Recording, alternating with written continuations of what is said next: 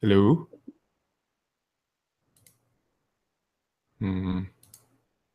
What is all this? Chat, screen share, showcase, control room. Oh, okay, I can't do that. Now, why can't I hear anything?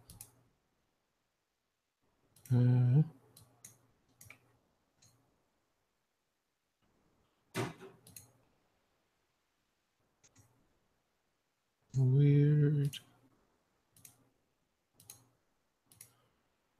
Doesn't seem to wanna work.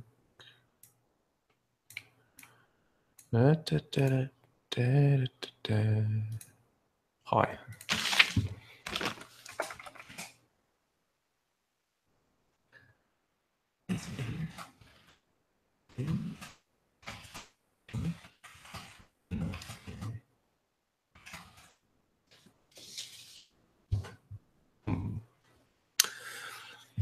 How very perplexing. remember what my Realtek high definition audio. Okay, we'll save that. Still down here. Lickety split. Oh, it looks like you were trying to speak. I saw little waves coming off your profile, and I can't hear you. I'm here. Anything muted? I don't think. Sorry, I had to get my Play sound. Oh, okay. I'm playing the test sound and I can't hear anything. So obviously there's something on my end. I will figure this out. Play to sound. Good. Nope. Nope. Can you hear me? Good. Oh. Okay. Can you hear me good? Yeah, I can hear you now. Perfect. All right. Groovy. Can you hear me all right? Yep, I can hear you fine. Sorry, I was getting my coffee. That is A-okay. Okay, question for you. This computer that I'm on right now has a better internet connection than my laptop, but it doesn't have a camera. So I don't know how important it was that you wanted to... It's not that important. It's okay? Yeah, it's fine. Okay, all right. It's more I appreciate like interviewing someone. It would be useful to see their reactions and stuff, but... Yeah, no, it's more just to help with the flow, but like I can edit anything basically. Okay, cool. Sorry about that. It's either camera and bad connection or no camera, better connection. I figured better connection would probably be all right. Not worried at all. Better connection is more important. Cool. How do I sound? I got a Blue Yeti, woo, which is kind of cool. But I don't know is my gain okay? Like, is this all right? Do you want it a bit louder, a bit quieter? It sounds good on my end. Are you recording on your end? You don't have to, but it sounds pretty good right on my end. No, I'm not recording on my end. Okay, that's fine. I did want to ask about that actually, because I mean, part of the reason I got the Yeti was because I want to try to do a podcast recording, sort of online. So like, I can't access the control room because obviously that's your purview. But do they have an in-house recording software, or does it just? Because I remember you saying that it gave you the raw audio for each person. You mean Yeti or Google? Google Hangouts, I mean. It like has like settings for you to set up. Like you can get really finicky with like the sound settings and everything, but generally it just saves as a MPEG-4, I believe. Okay. And then I just extract the audio from it with Audacity. Audacity is largely what I use. Yeah. I would be using Audacity as well. So it just gives you one audio track, but it contains the original audio of everyone, or is it like separate? It's one audio track. Okay, cool. Unless you have people record on both ends, and then you can like do the dual track recording. Okay. Sorry, did you want me to do that? Like, is that useful to you? Because I can sort it out. I do have Audacity. If you can, it doesn't make a difference. I've found that this is usually doing Google Hangouts is usually easier for most people that don't understand what Audacity or microphones are. Yeah, totally. Well, I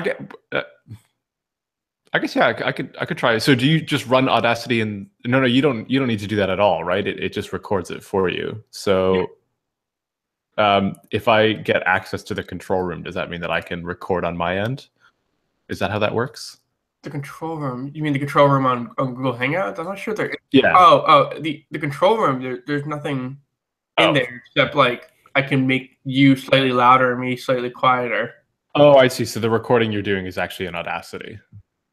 Yeah. I'm saving this file of Google Hangouts, and then I'll download the Google Hangout file. Oh, okay, got you. All right, I see. It does a really good job of recording on both ends through Google Hangouts. Like you sound much better on the Yeti or on the. I think you had the Yeti than you did on your laptop microphone or stereo headphone. Yeah, that's cool. Yeah. All right. So how do I set Google Hangouts to save? I can just send you the file. It saves to my Google Hangout account. Basically, you do something called YouTube Events Live. And then you just do a live YouTube event basically, and you make it private. Oh, cool! And then you just go back when it's finished. It takes like maybe an hour to process after you're done, and then literally click download audio, and it downloads it all for you. Yo, that's fire. All right. Well, okay. We won't. We don't. I don't have to do that on my end now. But like, this is really good to know. Thank you. I'm gonna jot this down.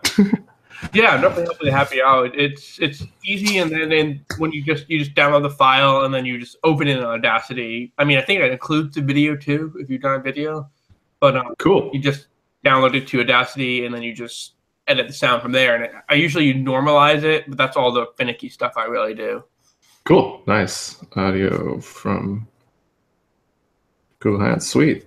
That's dope. That's one track. You ready? Awesome. You ready to go? Yeah. Maybe just like 1 minute just to finish rereading that outline that I made. Yep, sure. Go for it. Okay, click material.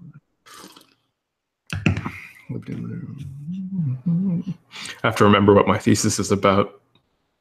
Yeah, I struggle with that daily. Yeah, it's like, and especially trying to make it like the elevator pitch, the punchy, like not too discursive thing is always tricky. Define pretty fuzzy. Do you have a link to the outline? You just have it on your end. I have a printout on my end, but I think. Sorry, did you want it though? Because I do have the file. Oh, I just have the Google Docs up, so like whatever. Okay, yeah, then that's everything that I've got in front of me too. Yeah. Last bit. What is the continued relevance, if anything? Yeah. Yeah.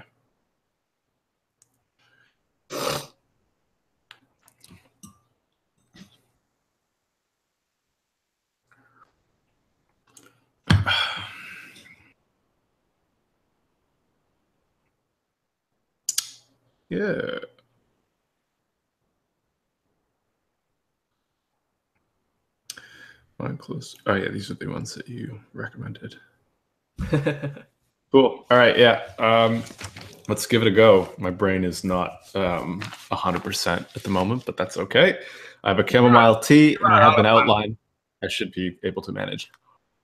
Okay, we're just run on autopilot. Okay, I'm gonna start recording on my end, and I'm gonna have a brief moment of silence for our fallen. Well, for our recording. And here we go. Hello, and welcome to the Ask Historians podcast. Today we are very lucky, and I am very excited to be joined by Thomas Froh. Thomas is a PhD candidate who is preparing to defend his dissertation on libertinism. His main research is in 18th century Anglo-French libertine literature, which is just a very dry phrase for sexy books and erotica in the 1700s. He's here today to talk with me and us about transgressions and erotica in the long 18th century. First things first, welcome to the Ask Historians podcast. Brian, it is an absolute pleasure and long overdue. Well, let's begin with our usual question, which is, how exactly did you get interested in history in general? Okay, well, my interest in history kind of extends from childhood. My mother's family is from the UK, so we used to visit England every now and then, and I got quite into like just coming over here and seeing so much history in such a vivid way that you don't necessarily see in North America, back home in Canada where I'm from. Really got me kind of excited about that, and so I got really into the Horrible Histories series as a kid, which are excellent. And I also, even from a young age, was really into like British Isles, like folk music, stuff like Clannad and things like that, like it's singing in Gaelic and all that. So there's always kind of that those roots embedded in me from an early age, I guess. And then as I grew up, I continued to read history kind of casually throughout my adolescence. In my undergrad, John Green's history crash courses on YouTube were kind of a favorite. And all of that kind of gave me a sense that history had sort of a huge degree of explanatory power and relevance. And that definitely proved to be true as I started to engage a little bit more seriously with work generally in my undergraduate studies, but particularly with history and literature. It is really good to listen to like folk music, like Stan Rogers is really big in Canada. And like when you... Heck yeah. Yeah, when you look at like just like a dry history event or like the Blue Notes, for example, oh, it's the boat. But when you listen to like the actual song of it, you can feel like the emotional impact that it might have had on people at the time. I think, and this is going to probably come up continuously throughout this discussion, but my big angle on studying history and the value of it is a proximity to the past. It's developing an understanding that people in the past were not a foreign other. They were not some completely different people, that they were very much us. And so, yeah, something like folk music and just traditional music of any kind, it brings you closer to that texture that it kind of has a resonance that I think is very, very powerful. So yeah, you see the Blue Nose on the Canadian dime or whatever, and it's just a nice boat, but then you hear the songs and you can like imagine this, the spray of the sea and all that. And it's all very, very vivid and I think profound. So yeah.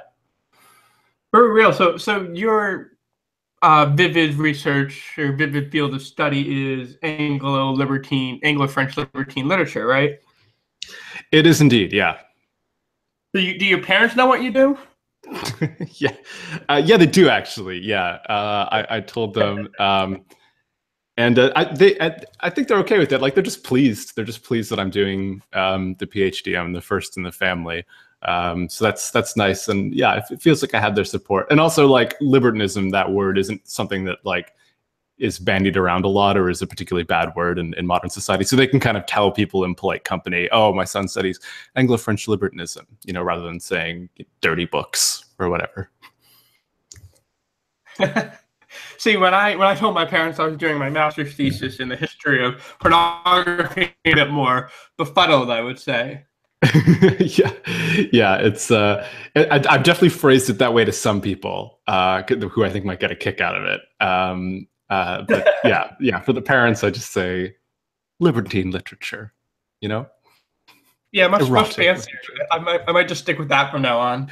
Yeah, I think it works either way. Well, I mean, part of what I'm sure we're going to talk about is kind of if there is a distinction between libertinism and pornography, but we can get to that later on. But yeah, it's definitely good to have different ways to phrase the research to different groups. So what got you interested in libertinism specifically? That seems a pretty esoteric topic. Yeah, it is, and I really didn't plan to do it from the outset at all. I sort of fell into it. Second year of undergraduate, I read The Imperfect Enjoyment, which is a poem by the Earl of Rochester, who late 17th century kind of English aristocrat. And I remember being really tremendously surprised by it. For those who haven't read it, it is a very kind of candid yet beautifully written poem about him ejaculating too soon during sex with a woman that he really likes. And that's the first half. And then the second half is him cursing out his own penis for failing him and essentially wishing a pox upon it. And so the language is very candid. It was still a very beautiful poem, but I remember just, again, there was that closing of the distance in terms of me reading that and being like, whoa, like that's really cool. I've never heard someone from that long ago talk in those terms. And so, yeah, it really kind of struck me, and I kind of kept him in the back of my mind. And I did a little bit more reading on other kind of libertine authors out of interest, but like it wasn't a big thing. But it sort of stuck with me, and I fell into it during my master's research when I was looking for something to do as a topic, because I didn't plan to do the master's. I fell into that, and then they're like, well, you need a topic, and I said, oh, okay, and just went with I remember that Rochester guy's kind of cool, so that's how that developed, and here I am. Yeah, 4 or 5, 6 years later, something like that. I don't know. It happens so fast, doesn't it? Yeah, definitely. So it's a bit of a whirlwind, really, but I'm sure the libertines wouldn't have it any other way.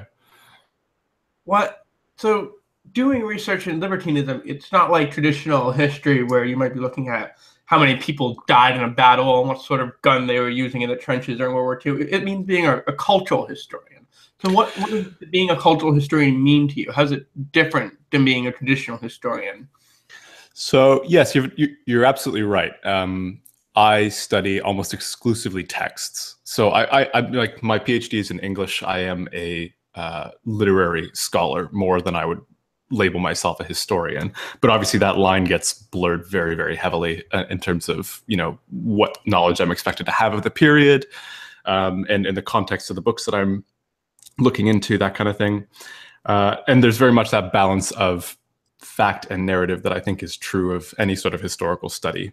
You have to have a little bit of both. It can't just be pure facts, or it can't just be a narrative. It has to be a mix. So Yeah, so I am a cultural historian, I guess is what you could say, but I admit I don't use that word in reference to myself because of how ambiguous it feels working within this field. Um, I don't know. Let me Mhm. see. Sorry, bit of a pause here. Oh, fine. So, if I'm talking about myself as a cultural historian, which again I don't necessarily think in that framework all the time, but I think that the value of cultural history, or why we might study it, is again making things seem vivid and real and proximate to people in general.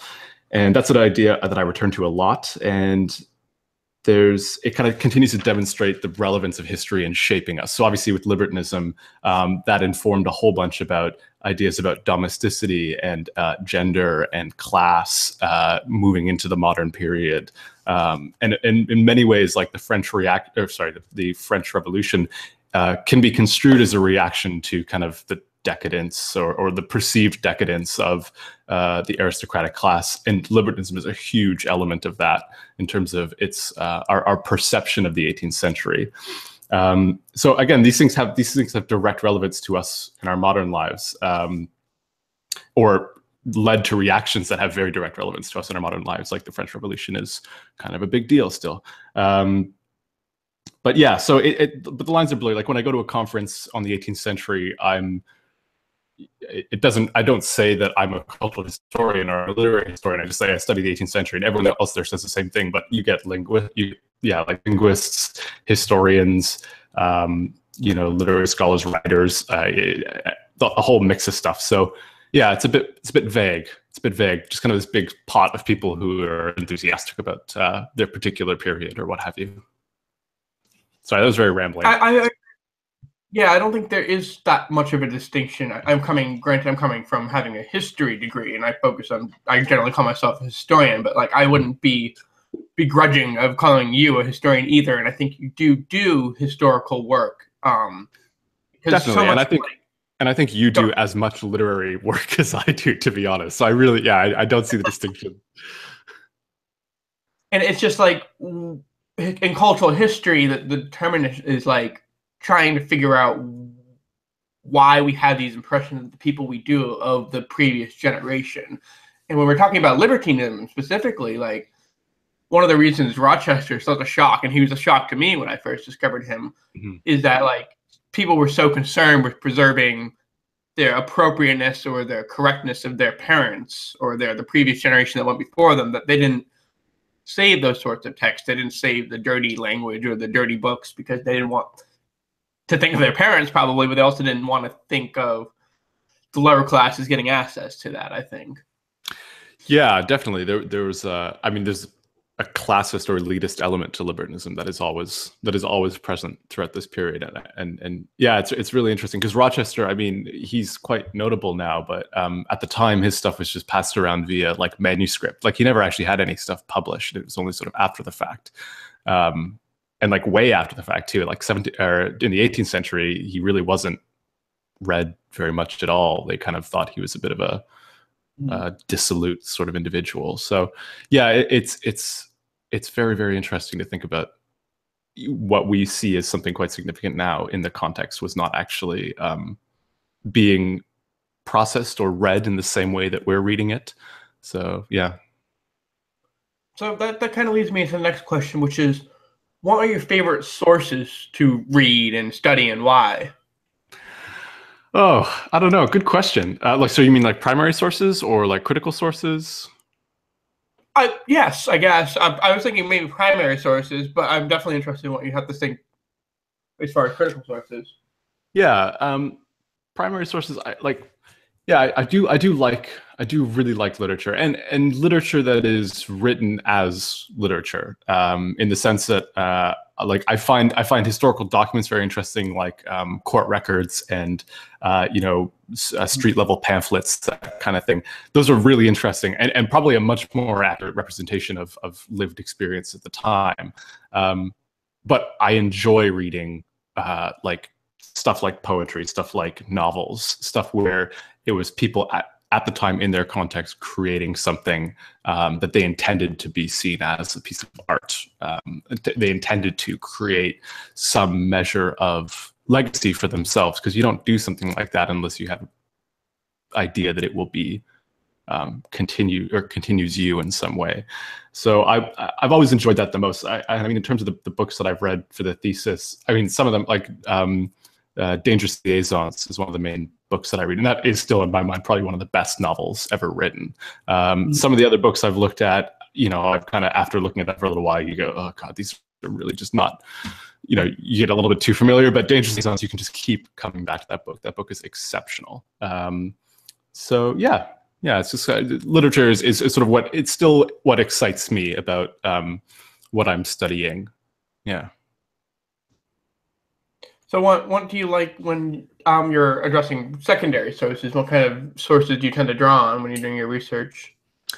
Oh man, bits and bobs of everything, and you're kind of expected to kind of have a pretty broad sweep. I think so. I've read, you know, very, very, very factually oriented, kind of like swinging a bit more towards fact and narrative, historical surveys of the 18th century. But then I've also read much more sort of a little more free form, but perhaps interesting or original or different kind of studies of text in this time.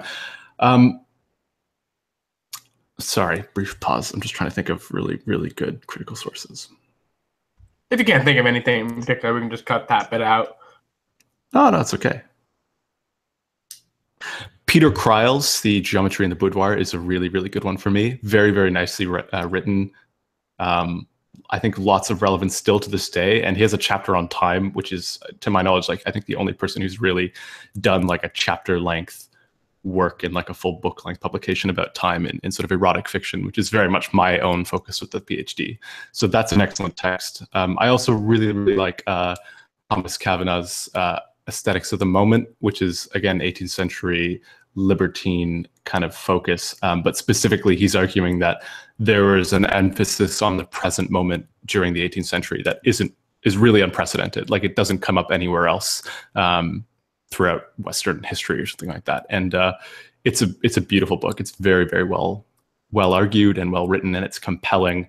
And again, he draws on libertine stuff a lot. So those two they're both the most explicit discussions of temporality in regards to erotic literature. So they're very relevant to me, but they're also happen to be two, I think, of the most beautiful critical sources that I've read. Yeah, so those two.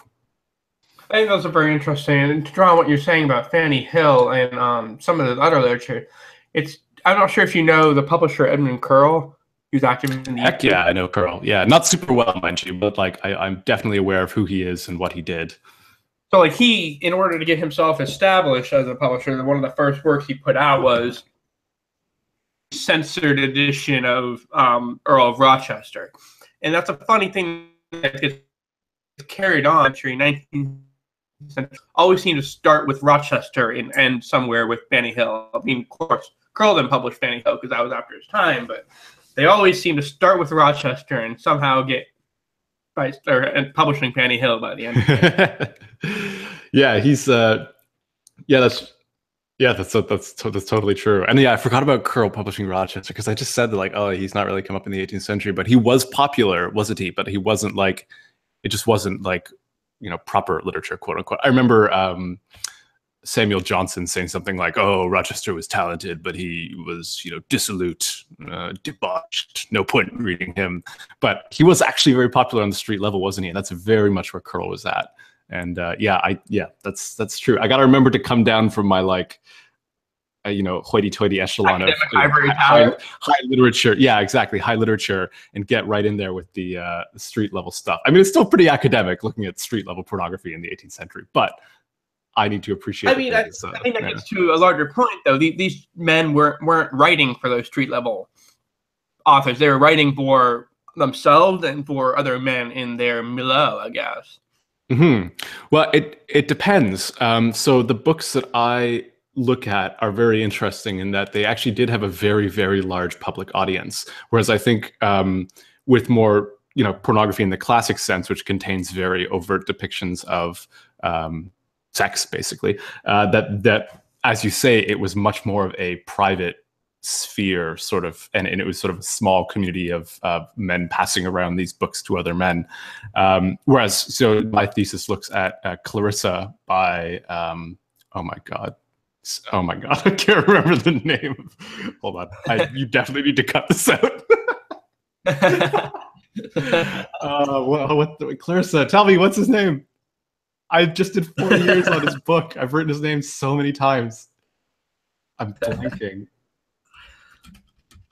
Pamela. Oh my God. Is it Samuel? You might say you're having an imperfect enjoyment right now. Yeah, very much so. Yeah. Oh, I'm way ahead of myself. Oh man, what the hell's his name? I know all the others. I know all the other names. God. Oh, he's such a big deal too. Oh, I'm just gonna look it up. This is pathetic. This is where I'm at intellectually at the moment, looking up the name of the book I wrote over 50 pages on for a thesis over the course of 4 years. Clarissa novel. Samuel Richardson. I knew it was Samuel. God damn it. Oh. Sorry, you still there? You're breaking up a little bit. So.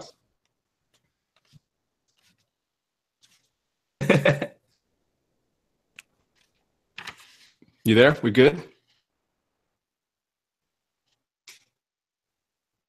Ooh. Huh?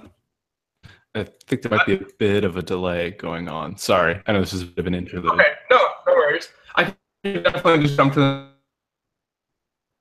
the next. You ready? Yeah, let's just keep going. Let's give it a whirl. Good.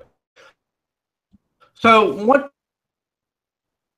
did your specific research? I'm sorry. Could you repeat that? You broke up again a little bit. I'm so sorry. I'm in the Welsh countryside. The internet connection is not good. Don't apologize, Tom. It's all good. So, one of your specific research address, one is libertinism in your work. Okay, so libertinism, it's a word we've been using a lot here, so I should probably define it, is a sort of very loose collection of philosophical and aesthetic behaviors that were occasionally acted out in real life, but very frequently depicted in art and literature of the long 18th century. So what that means is basically English restorations, like late 17th century to end of the French Revolutionary Wars, kind of just after Napoleon, basically. So regardless of time and place, so within that whole stretch of time, it always had some combination of hedonism, so the pursuit of pleasure, transgression, which is the violation of kind of societal taboos, particularly sexual societal taboos, and privilege or elitism. And so I think the best way to think of it is sort of a pseudo-philosophy that was only really expressed through literature, art, and music. And in terms of its being acted out in real life, only really the most indulgent behaviors of the wealthy or aristocratic. That's not to say that there wasn't like some actual philosophical basis for it. Like it draws a lot from Epicureanism, which is actually a traditional Greek school of philosophy that gets revived a lot in the 17th century. But there's kind of a line of distinction there. Like Epicureans don't necessarily see pleasure as being located in transgression, whereas libertinism kind of does suggest that that's where we should go. So it's it's sort of this slightly nebulous sort of concept, but it always has those elements of hedonism, transgression, and elitism. So libertines, when I say someone is a libertine that I study, were people who sort of embodied these traits or behaviors. Obviously, the actual historical instances of really profoundly libertine individuals are somewhat few and far between, Rochester being probably the best example of someone who marries kind of practice and theory in that way. But there are elements of libertine behavior in almost all social mores surrounding elite behavior, particularly in France throughout the 18th century. So, I talk about libertine literature, and I talk about libertinism as this kind of concept, but really these are just in many ways some of the attitudes that are held by the elite being kind of projected into art and literature or exaggerated in art and literature. And so the interesting thing is that even though, again, the actual practice of libertinism was quite small in the 18th century, libertine characters and libertine art and fiction and all that had a huge degree of cultural currency throughout the 18th century. Libertine characters came up in everything: plays, novels, poetry, you name it, and they were constantly present. So there's almost this big disconnect between how much you would hear people talk and discuss libertinism versus how much is actually, being acted out. And so as an aesthetic and as a topic of discussion, it really is one of our sort of defining ideas of the 18th century. When I talk about the 18th century, you think of Rococo ballrooms, and you think of Casanova, and you think of, huge wigs and decorative, just indulgence and hedonism and stuff. And that is very much an elite view of things, and it's very much a libertine view of things. And so it's kind of taken on this real significance in terms of our perception of the 18th century. I could talk about my thesis if you want me to. Like, I don't want to bore people. Like, sure, you can elevator pitch. Yeah, sure. So my thesis is basically, it connects three major texts in the 18th century. That's Clarissa by Samuel Richardson, Dangerous Liaisons by Pierre Chodalos de Laclos, who is a French sort of middle-class guy, and the Juliet by the Marquis de Sade. So these three books are, very explicitly recognized as libertine books. That is in the sense that they deal with libertinism. They're not necessarily written by libertine people. Richardson and Laclos are very much middle class. They're coming from that background anyways, and they're not libertines at all. Whereas obviously Sade, he kind of has pretensions of being a libertine. How successful he was is a bit sort of vague, but. So these books all deal with libertinism, and they're all recognized as dealing with libertinism, but they're not actually put together side by side very often, partly owing to the different contexts of their authors, and one is English, two are French. So what my thesis, pardon me? Tom, I just need to, for a second. Oh, sorry.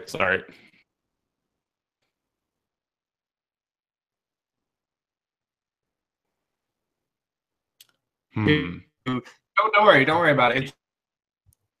I'm not really sure. It's a bit talking about this, and you talked about Richardson. I just wanted my thesis.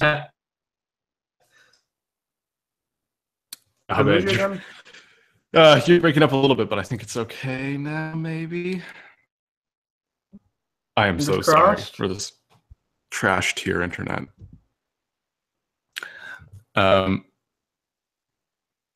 Out of curiosity, do you know if the audio file will have these like breakups and stuff, or if it's gonna give you like what my mic is recording? Therefore, we won't actually have these problems when you look at the actual audio.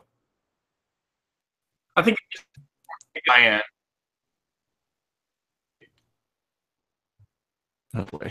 Oh boy. Let me just make sure. What came through on your end? Oh, okay. All right. So, yeah. Okay. So I guess I could have been recording on my end if we wanted to do this properly, because it's cutting out so much. I could try doing that, I guess. Here, let's see if I can't get Audacity up. Right. So, oh boy. Yeah. Okay. So, I mean, I can record what I'm saying in Audacity. I don't know if I can get you in the mix as well. Beep, beep, beep, beep, beep. Tracks, add new. Boy, this is painful. I'm so sorry about this.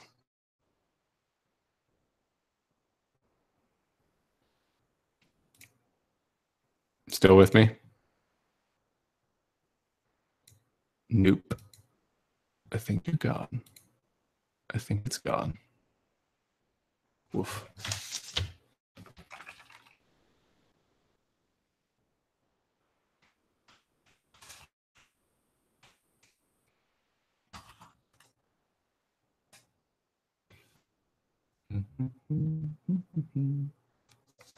You there?